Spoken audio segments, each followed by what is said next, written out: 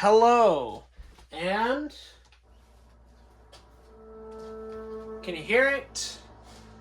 The nice soft music in the background. Hold on, I know I'm a little far away. Give me a sec, let me adjust. Carefully. This is quite precarious. Yes, hello. And welcome back to my long-awaited return for my wondrous D&D campaign that does not have a name.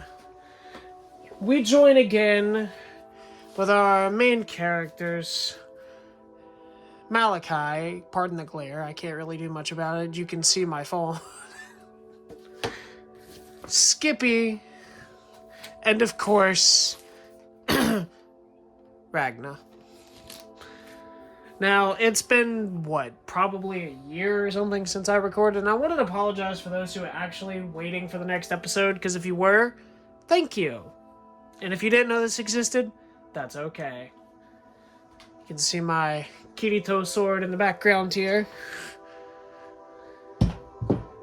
And of course, the Super Mario blankets that I got draped across the wall, and whatever odds and ends I have down here.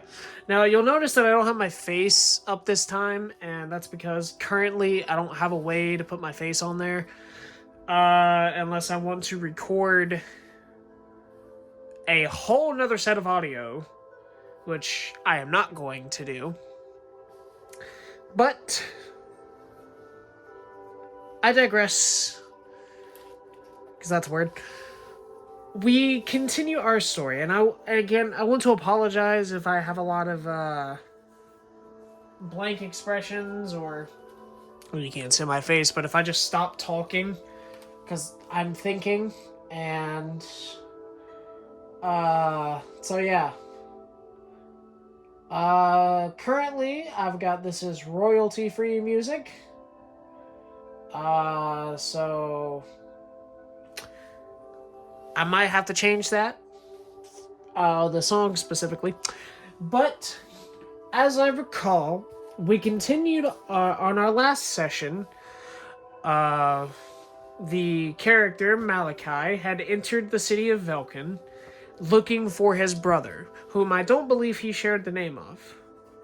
After taking the night to sit in a bar called Bark's Bunker, and playing some relaxing music for the townsfolk in there to calm them down after a few of them were getting rowdy, the barkeep asked what he was up to.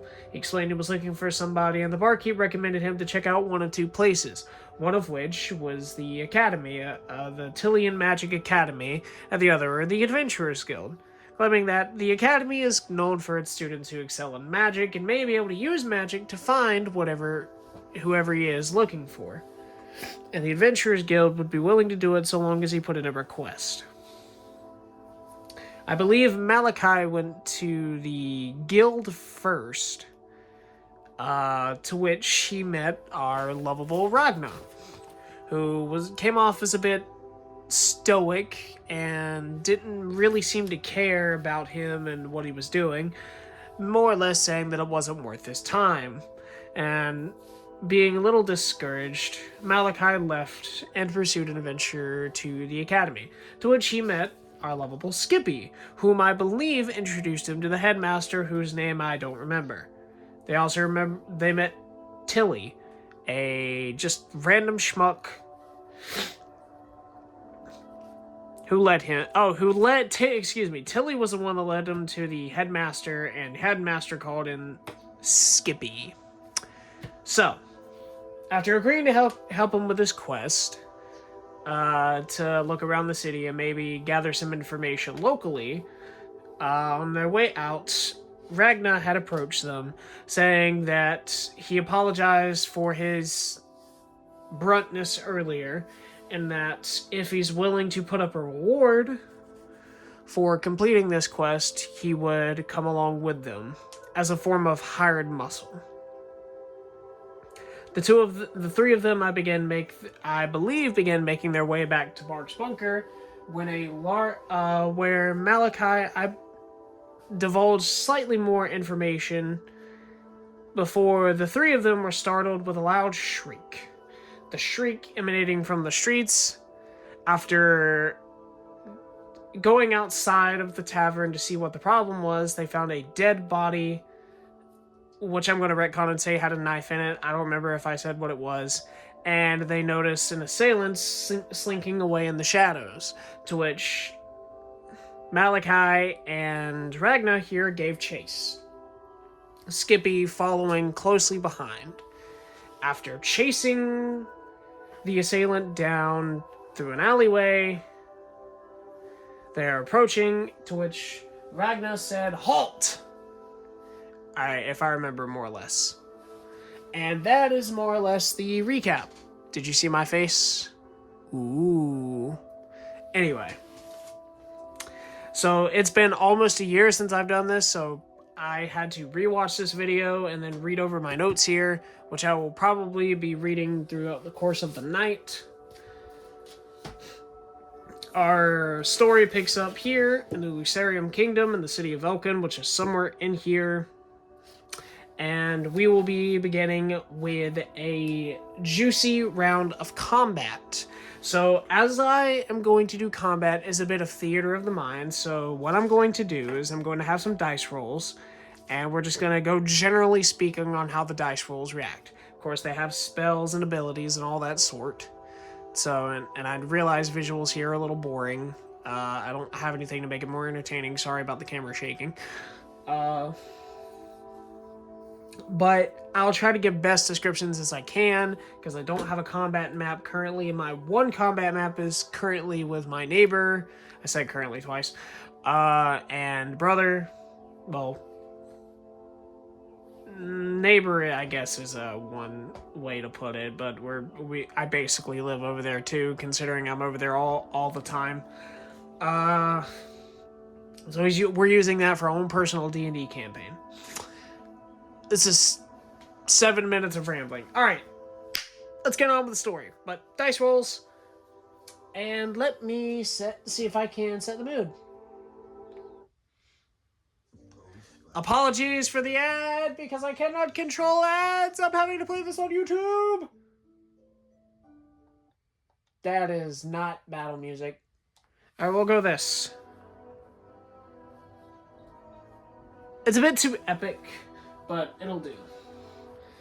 After following the assailant down the alleyway, chasing vigorously behind him, Ragna yells at the man to halt. What they presume to be a man. I don't know. Giving chase, running away at full speed, the assailant pulls something from his cloak and lets out a whistle, to which 6 people drop down from the sky and land surrounding the two. With Skippy being a bit further away, she hears the sound of the whistle and begins hurrying. She can hear with her giant rabbit ears. The two, Malachi and Ragna, look around each other, realizing that they're surrounded. Ragna speaks. I don't remember their voices, so we're just gonna go with it. I can't believe this. I let my guard down. Well, it seems we find ourselves in a pickle, new friend. I didn't expect to be surrounded. The one who was running away turns, and through their cloak, they can see. Can you see? We're going to roll a perception check, because this is how you do things in D&D!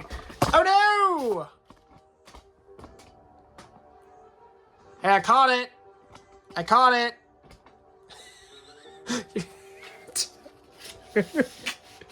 Do you like the atmosphere?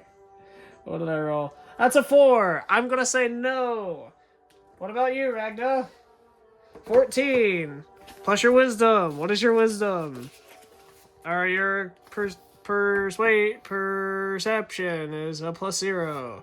So no, they can't. The two of them peer into the mysterious masked man under his hood, And that was a botched sentence. And unfortunately cannot see the details of his face. I didn't expect to be caught so suddenly. Luckily, I had an ambush prepared, though I didn't expect to be chased by you of all people. A member of the guild. What folly. Well, you're the one who committed a murder in broad daylight. It's the middle of the night, you fool. Oh, yeah. I believe it's actually nighttime. I don't remember in story. Well then, boys. You know what to do. We're going to roll general initiative. Where's my 20-sided? Oh. Okay. Malachi gets a nat 1. I forgot I have limited space. Ragna gets an 8, and we'll just roll generally for the bad guys. They get a 17. That makes sense. They're going first. And Skippy, it's going to take you 1 turn to catch up. All right, excellent. One of the bad guys pulls out a scimitar and begins slowly approaching Ragna. Ragna takes up his stance. I'm going to be moving these for the time being, as I need their ACs. Oof. That's not very good. He takes his scimitar and charges blindly at Ragna. However, rolling a 5, he misses entirely as Ragna, with his trained swordsmanship, sidesteps him.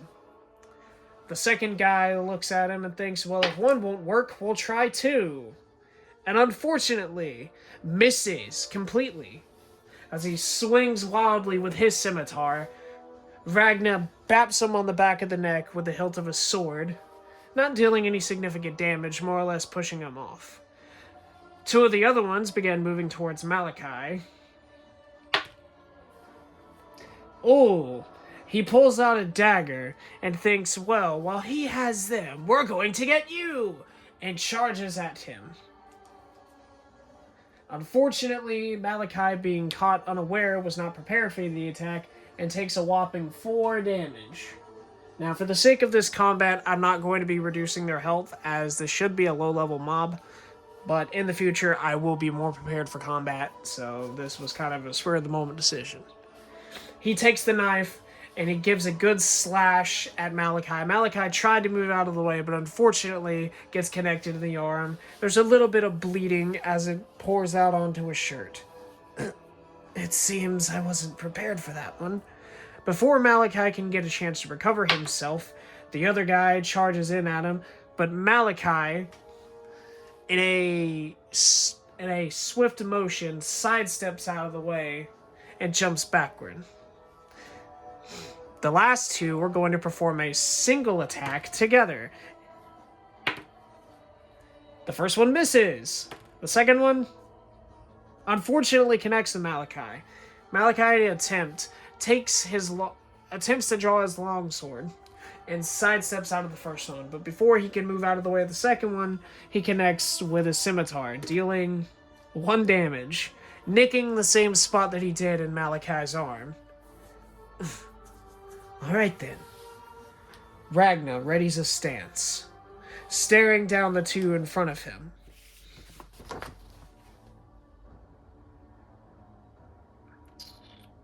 Give me just a second.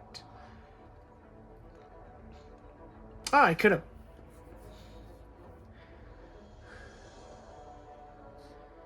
Okay.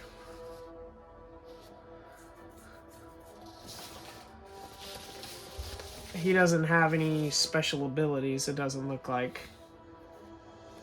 However, what he does have... Ragna readies his stance and pulls out his katana, holding it in front of him like so, pretending that this is a katana here. Taking in a deep breath, rushes at his first assailant with his first attack and misses completely. Unfortunately, the guy with the scimitar takes his blade and catches catches Ragna's sword, parrying it away from him. He's bounced back by this attack. And Malachi, unfortunately, that's going to be Ragna's turn because I don't believe he has anything that could be used for a bonus action. So Malachi is going to look towards the two in front of him, and he's going to, because he is a bard, I believe it's 3d8 for that. I should have I didn't have these spells. So he's going to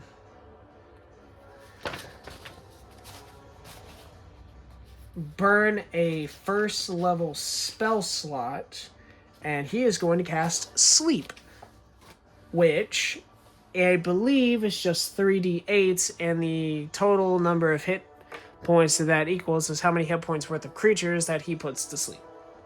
What you want to say for Braden right now is 3d8.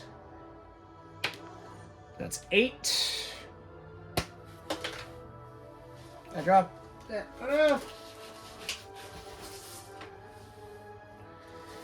Well, I dropped my d8. There it is. 9. 13. So with a 13, he will take out his ocarina and begin playing a soothing melody, which will put one of the boys standing in front of him to sleep.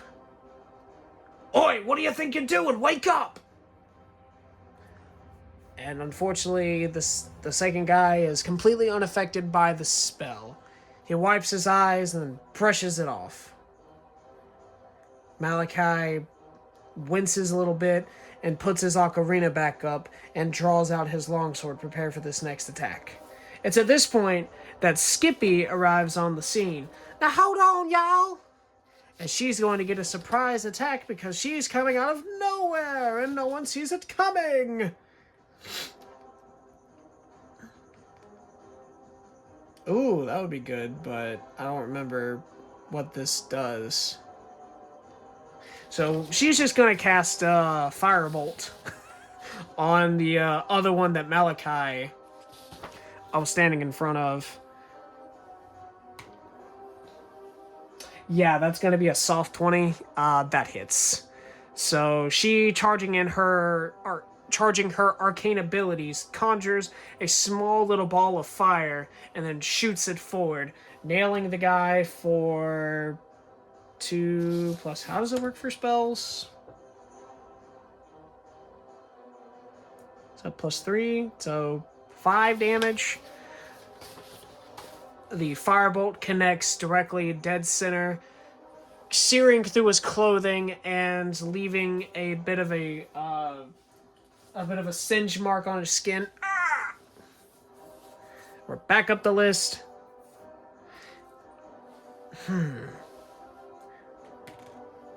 First guy going for Ragna. Takes his scimitar and would attack. However,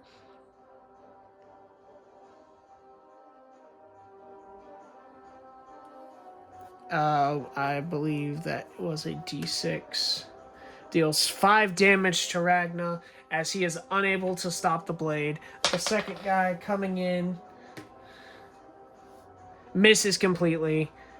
Ragna regains his composure as the guy who was standing in front of Malachi is just gonna swing at him, thinking that, well, you put my buddy to sleep. Unfortunately, his attack's not gonna hit with a 6. And the last guy, who was the leader of these guys, presumably, at least the one who called them, is going to swing at the new target that just approached, and is going to miss horribly. And now we'll make Skippy the bottom of the initiative list for Main group, well, Ragna is going to take up a stance again. This time, tried and true. Will swing at the first guy that he tried to hit, missing significantly, and will do... but this time he manages to connect the hit as he brings down the sword with a total of 8 damage right onto the guy's shoulder. Ah! He cries out in pain as blood starts pouring down. Ragna takes the blade and flicks the blood off and prepares a secondary stance as he goes for a strike. Whereas Malachi takes his sword and it's like, okay, cool, well, I guess we're in this for the long haul. And will absolutely hit. And we'll do a nice 6 damage. I believe if I mix up the targets, I'm going to say that the one that Skippy attacked and the one that Malachi attacked are the same person, thus dropping the guy to his knees and Malachi delivering the final blow with the sword gives a good solid slash across the chest and he falls down to the ground. However, cut in such a way that he was not killed. Skippy's like, second verse, same as the first. Here, take this! Ooh. With an 18 on the die, that is absolutely hitting. She will charge up another firebolt. And think, you know what? Have it this. And considering these guys, nice max damage. Dealing a total of 13 damage to one of the ones that Ragna's fighting. Completely knocking him unconscious. These guys have 13 health if you didn't know. Back up the list. The other guy that just watched his friend get burnt to a crisp right beside him is thinking, maybe I should go for the wizard. He's going to go for it. And he rolls a nat 20, which will absolutely hit. So we're going to multiply this damage by 2, making it 4. However, he turns his attention from Ragna and to Skippy and begins charging at her, invoking attack of opportunity from Ragna. This got way more in depth than I thought it would. I should have handled this differently. Unfortunately, Ragna misses, and he manages to get the hit on Skippy undeterred. She cries out in a soft little voice before jumping back a bit, preparing for her next strike. 2 are down, 1 is asleep, and 2 are left. Leader Boy says, "Oh, you guys are useless!" And he misses. He takes his sword and he just, And he misses. Ragna taking the opportunity to flank the guy behind that moved past him to get to Skippy. I'll give him advantage because, of course, and I'm going to say that's +4. That does hit. Dealing... This guy's already not looking good if he can get some more damage. That's 5 damage. And he took 8 damage last time. So, taking his sword, holding this stance, turning it like so, and dashing, piercing straight through him, and then pulling it back out, right through the guy's heart, kills him in cold blood. You hear as he hits the floor.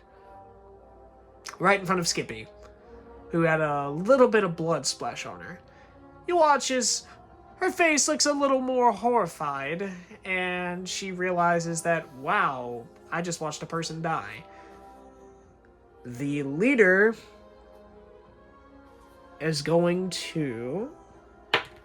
Or at least the one that started this party. Yeah, no, he ain't having any of that. Fine then, you're on your own. He pulls out a object from his cloak and throws it down. All of them need to make a... Actually, we're just going to roll something. He gets a 8. Ooh. Smoke fills the area that where he threw down the mysterious object as they hear footsteps dashing away. He's getting away. What do we do? Leave him. It'd be foolish to run after him. Ragna says as he sheathes his sword. I believe there was one more guy, and going for broke, it's Malachi's turn. He misses. Skippy. Yeah, that makes sense. Circles back around to the last guy who is not asleep, and he misses. I'm just going to give triple advantage for this because this fight is basically over. I know I said Ragna's going to sheath his sword, but we're going to change that to... Now look at that. He rolled a 20. Totally didn't have to shift the dice. And he knocks him unconscious by splitting his skull, which is killing him. As the dust settles, and I believe there's 2 unconscious bodies, 2 corpses, one that's asleep, and one that ran away.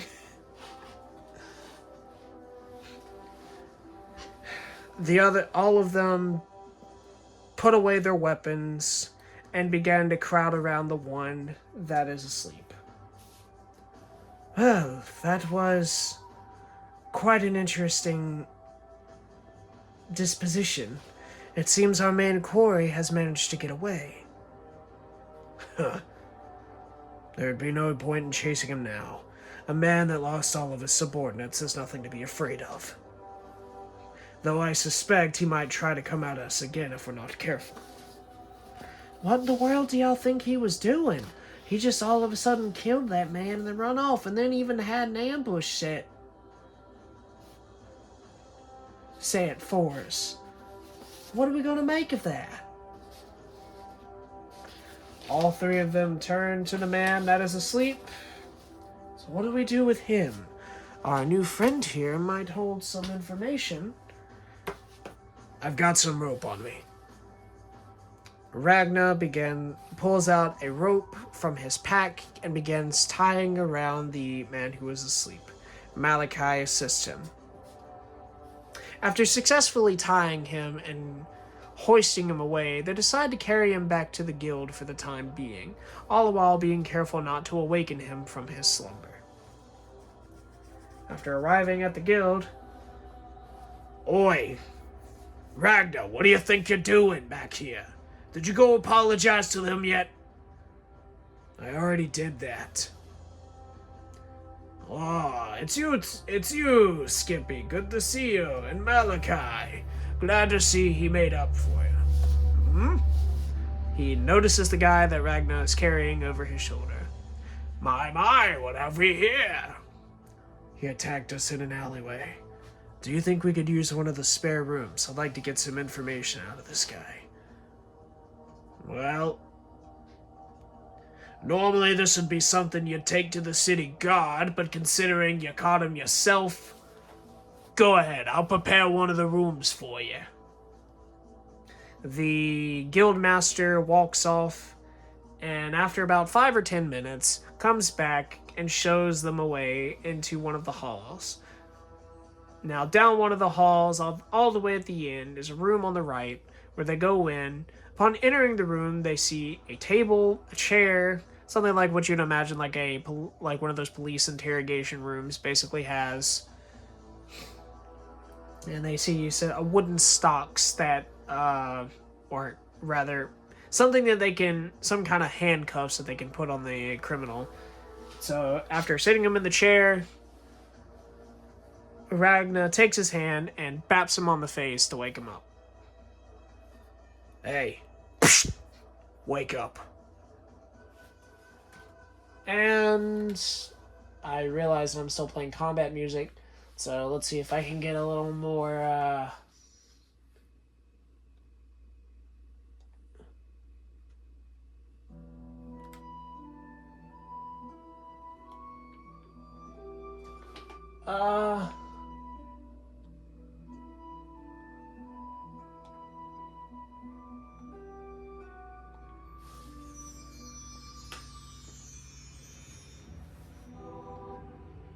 That is not the right kind of vibe I'm going for.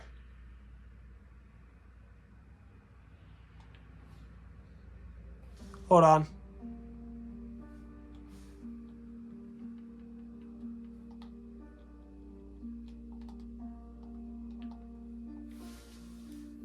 Not exactly perfect, but it's going to do. Wake up. What? Where am I?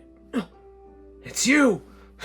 He tries to move, but realizing that he's been restrained not only by the rope tying him to the chair, but he also has something binding his hands together so he cannot move them. And he notices that all of his weapons are laid out on the table, which has been pulled slightly away from him. Well, it seems you're awake, my friend, my cloaked friend. I believe you have some sort of explaining to do. Who are you and why exactly were you attacking us? I think you're jumping way too important. That was a mistake. I think you're being far too nonchalant about this. You should know why they attacked us. It's because we saw something that we shouldn't have, and we began chasing them, thus gaining their attention. Isn't that right, Mr. Criminal? I don't have to say anything to you punks. You're nothing but a bunch of freaks who got in our way. I'm sure your leader took the liberty of running away like a coward, leaving you and your friends to die. So, I think you'd better fess up and tell us what it is we want to know. Ragna slams his hand down on the table in the form of an intimidation check. Oh wow. Hold on, I believe he gets bonuses for intimidation. He gets a +4 to intimidation.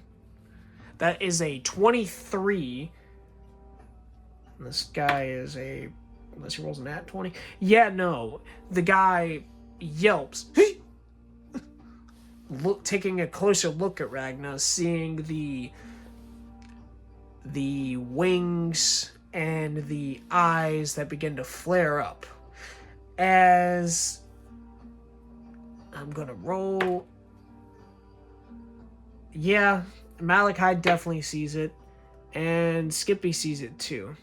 Both Malachi and Skippy look at Ragna. Whenever he flared his voice up, when he slammed his hand down, both of them couldn't help but notice a small flame begin to gather around the corners of his mouth, as if he was literally going to spit fire on him.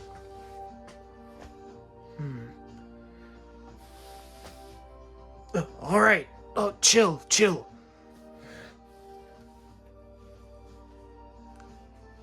Well, I was given a mission to make sure that our leader got away. Your leader? You mean the one that ran? Yes, he's not exactly a leader of our organization, but he's my boss currently. And I was to make sure that he wasn't followed, and if he was, like the rest of my men, we were told to kill anyone who came after him. So you're trying to silence people, is that what it is? But that doesn't make any sense. Well, no, I suppose it does. If you're trying to silence people... But what was the purpose of the murder in the first place? I mean, surely you had some ulterior motive. I mean, it's not like people to kill someone in the middle of a busy section. Even at night, they would have been seen. So what are you after? Skippy says with a little bit of a curious look on her face. I should say that the man is still wearing his cloak. They did not take the hood off of him. He's still shrouded in mystery.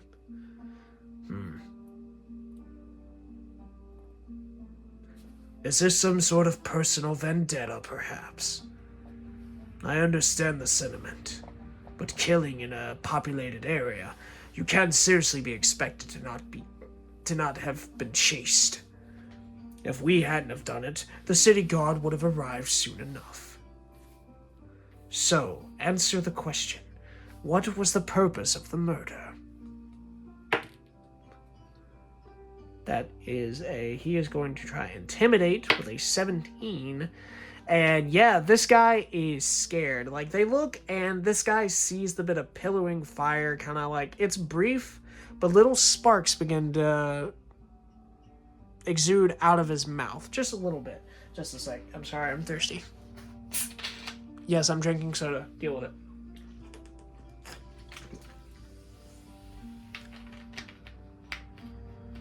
It's going to be a long campaign.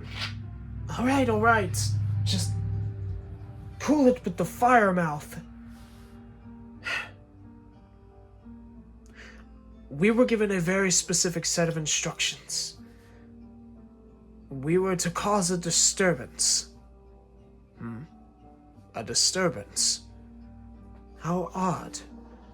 Typically, one only makes a disturbance if there's something that they're trying to distract from. And what, pray tell, would that be? I'm not at liberty to say. Even if you torture me, I can't give up that. Oh? You think that I'd let you off with mere torture? That'd be a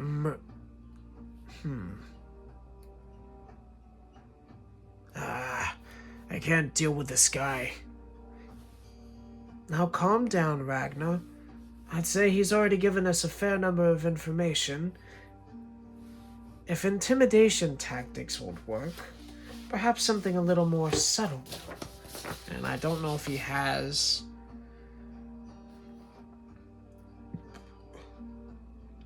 I don't believe he does. So, what he's going to do, what Malachi will do is... But first, before we continue, I wish to take a look at this man's face. Perhaps, if we observe him, we can gain some sort of clue as to who he is. No, don't remove my hood! Don't! Malachi moves forward to grab his hood. The guy is trying to break out of his restraints, and unfortunately, despite all of his struggling, he's still stuck within the chair, bound by the ropes and the cuffs. Malachi grabs his hood and slowly pulls it away, revealing a man with elf ears. The man has long flowing green hair and crystal blue eyes.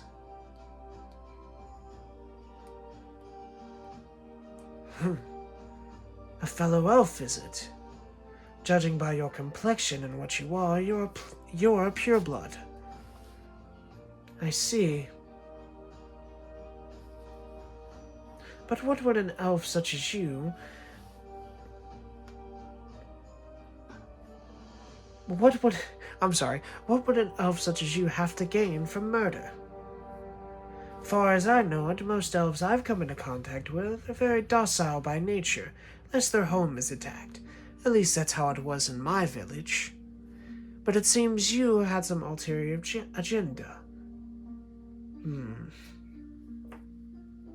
see if he gets that idea. I cannot make heads or tails of it. While the three of them are standing around looking at the sky, the door swings open. Sorry to interrupt you guys, but I've got some information that I'd like to give you. Can you please come out here? There's someone I'd like you to see. But what about our assailant here? Don't worry. I got some of the other guild members to come look after him. They'll keep an eye on him. I need you three to come with me. The three of them look to each other and then began walking out of the room, following the guildmaster, who currently doesn't have a name, but that's okay.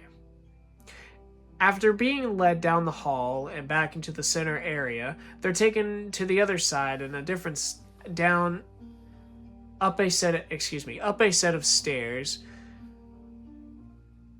And where, pray tell, are you taking us? To the Guildmaster's office. My office. There's an important guest here that would like to speak to you about this incident. If you would be so kind. The Guildmaster gestures for them to walk into a room. Nervously, Malachi takes the plunge into the room, followed by Ragna and Skippy while skipping along. Upon entering their room, they see a half-elf, or what appears to be a half-elf, sitting on a sofa in the room. His hair is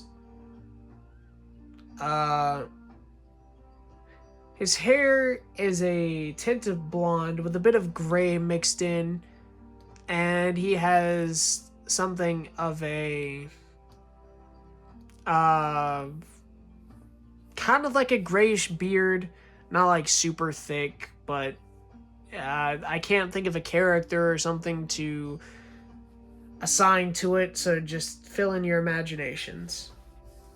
The man is dressed in something like a suit. It's got like the suit vest and a nice pair of brown slacks.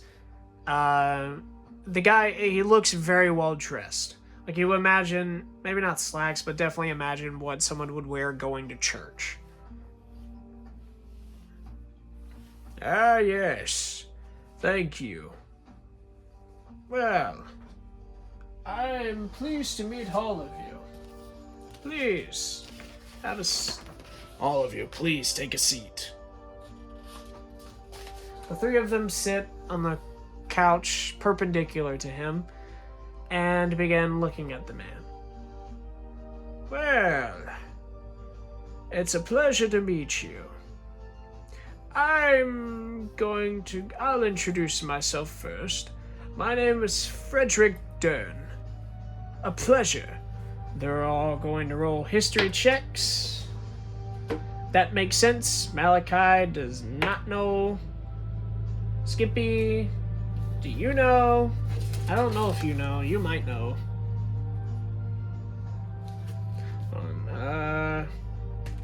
Really good, because I forgot the number. Yeah, Skippy will know. Makes sense. And Ragna, I'll give you advantage, because you should know. No? Okay, well, Skippy is the only one to recognize him. Wait, Frederick Dern? That there would make you the mayor of this fine city, would it not? Yes, indeed, he says as he rubs his beard. Yes, I am the mayor of the city of Vulcan. So, I'm sure you're wondering why I've made my presence known here today at the Adventurers Guild. Well, you see, it's actually quite the tale.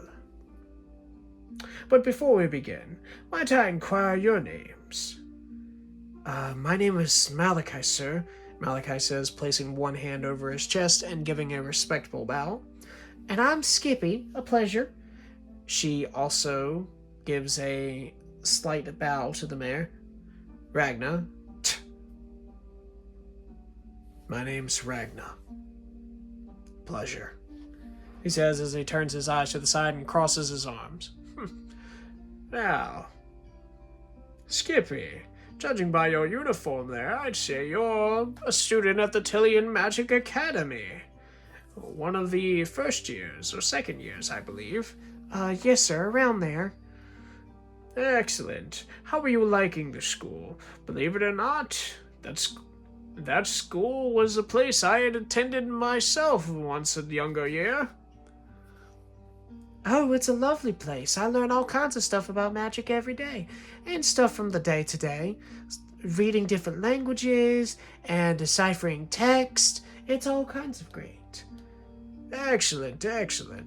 And Mr. Ragna, I've heard exploits of yourself within the guild. It seems you're an up-and-coming adventurer. Well, I do what I can anyway. As long as the coin's in for it, I'd say it's worth it. Yes, a man working to earn an honest living, respectable. And Mr. Malachi, something tells me you're not from around here. That is correct, sir. I've traveled from many different lands, as far away as the Thracian Empire, believe it or not. My, that's quite the journey, to cross not only the vast forests of that kingdom, but to cross the border and find your way to this city is no small feat. You must have been through a lot on your travels. Yes, sir. Mr. Mayor, if we could get back to the topic at hand. Alright, so I'm going to see if I can find something that's a bit more serious. Nope.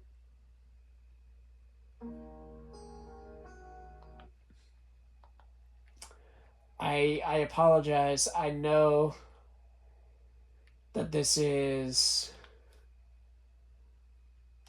not good. Nope. I apologize. This is not going how I wanted it to go.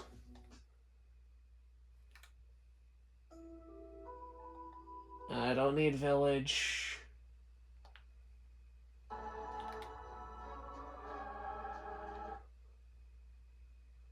Oh, that would probably work. Ooh!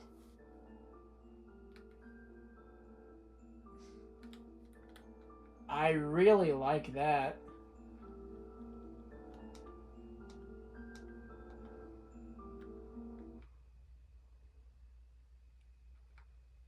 Alright, we will go with that.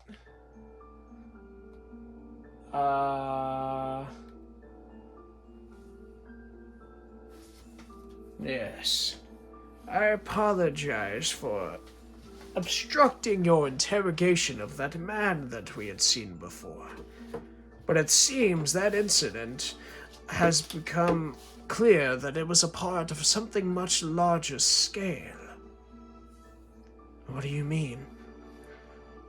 Believe it or not, multiple incidents of a similar occurrence happened around the same time.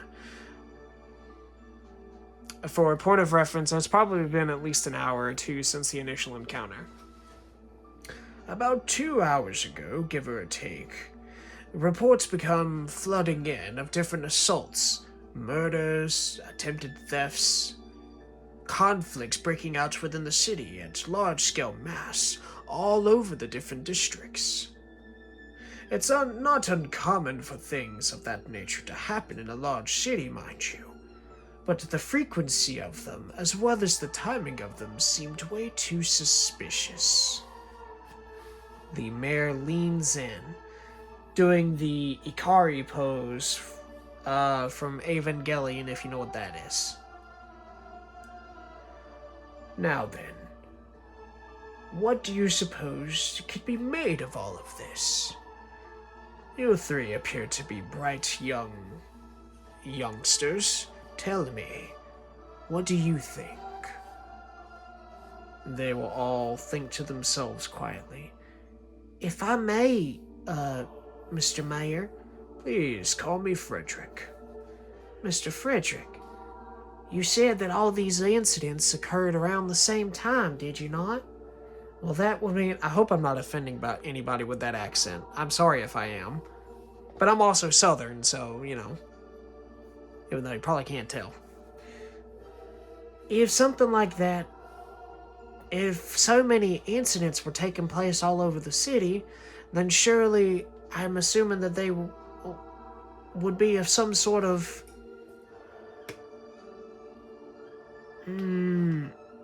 plan, maybe a distraction of sorts?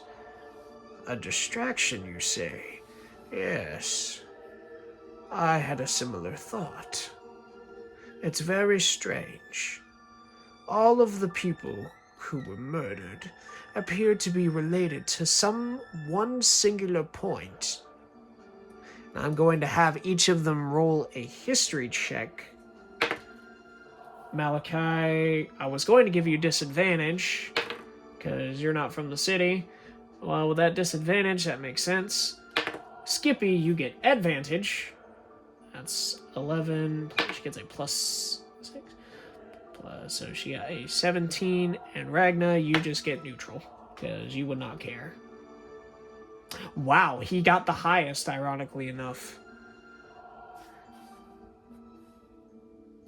Ragna begins thinking back to the men that they encountered in the alleyway. He remembers that they couldn't see the face of all the cloaked figures. However, he thinks back to the man that was killed in the city street. And he thinks about the man whom they had captured and was being interrogated in the guild hall. Slowly but surely he starts thinking, could the two have a relation to one another? No, not necessarily, as one man did not seem similar to another, so he rules out family dispute. Perhaps a vendetta like he originally suggested, though he's not entirely sure. He's getting this gut feeling that it's something else. But then he recalls the man that was killed earlier, around 2, maybe 3 hours ago, was a member of the academy. Ragna had been in the city for quite a while. Could it be that he's a member of the academy? That's right. I remember him. He's a 3rd year. William. I can't believe I didn't notice it before, but I was so caught up in the moment. Precisely. It seems all the ones who were killed today were all members of the academy. Now, normally murders of this type would not be, as I said, uncommon, though we do have the city guard, which mitigates most of the large-scale crime taking place within the city. Few things can fall into the gaps, as guards can't patrol every part of the city. So, after receiving the reports and confirming them firsthand among myself, I noticed one piece of similarity between all of them, and that was, as you had said, all of them were members of the Tillian Magic Academy. I don't like the sound of that. But why target the Academy? What would the Academy have done to this mysterious group of marauders? That's what we're trying to figure out. You see, it's also true that thievery and such has been taking place all over the city, and local disputes. Though upon looking into these incidents, the objects reported as stolen were of little significance, not even money, or things of that nature. Cries of thievery, yet objects that were stolen were of non-significance. And then there was the quarrel and the fights. It seems some of the people couldn't even remember what they were fighting about. Almost as if some sort of trick were played on them. Malachi, you're pretty daggone stupid, apparently. Skippy's not much better. But since Malachi got the higher number, I'll give it to him. Magic. Magic? Of course. Skippy reaches into her bag and pulls out a tome, a book of some kind. Why didn't I see this before? Magic has the ability to affect one's senses and grasp on reality, and something like turning an old friend into an enemy would be commonplace. Which makes me think that it leads further into the distraction theory. Precisely. Now then, I called you all in here for 2 reasons. One, because you had personal contact with one of the reported groups responsible for one of these incidents, and I wanted to gather your thoughts. And 2, to report on something that had been stolen. Or, first, we'll backtrack this. First, what were your impressions of the group you encountered? Well, all things considered, they were just slapped together, it seems like, though they did all appear to know each other. One of them even referred to the guy who ran away as his boss, but not as leader per se. Yes, and that kind of wording makes me think that they belong to some prior existing organization. But they appeared to be maybe hired mercenaries or something of the sort. I was getting that impression too, and if that's the case, the question is who hired them. And did you get a good look at this so-called boss of theirs? Unfortunately not. He managed to get away at the last possible minute, and they all wore their hoods covering their faces. So I couldn't see who he was, but we do know that he fled down one of the alleyways. We were going to give chase, but using a smoke bomb to cover his tracks, I could not perceive where he had went. I was afraid of this. Similar reports had been made that members who were being chased, part of the shadowy organizations, all wearing dark cloaks, had scuttled away into the darkness. Clearly, some degree of thought was put into this. That brings me to my second point. Not the right kind of vibe. Dadgummit, it killed the mood. I was getting into it. Apologies.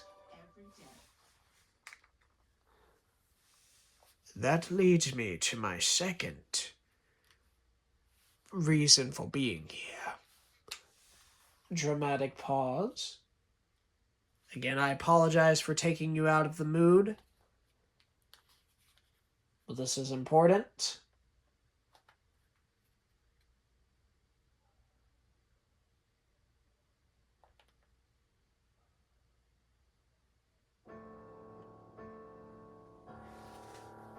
Earlier today, at the same time of all these incidents, it seems the Tillian School of Magic was attacked. Skippy lets out a shocked gasp. But that's not... I'm afraid it is, my dear. I'm sure it's hard to hear, considering you are a student of that academy.